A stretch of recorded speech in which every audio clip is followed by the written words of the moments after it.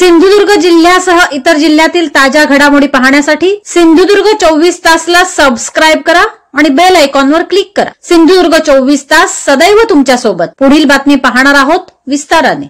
होळी सणाच्या शेवटच्या दिवशी सिंधुदुर्ग जिल्ह्यात पालखी सोहळा पार पडतो। देवगड तालुक्यातील फणसगाव येथे प्रत्येक घरी देवीच्या पालखीचे वाजत गाजत आगमन होते। यावेळी प्रत्येक घरी पालखीची विधिवत पूजा करून नवस फेडले जातात किंवा गाराणी घातली जातात। यावेळी देवीची पालखी नाचवली जाते।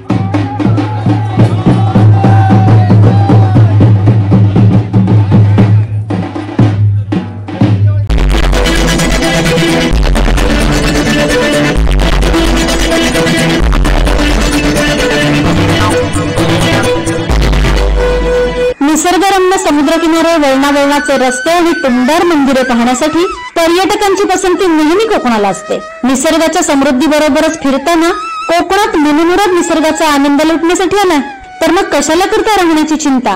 देवगड येथील Swami residency AC non AC rooms तुमच्या बजेटमध्ये उपलब्ध।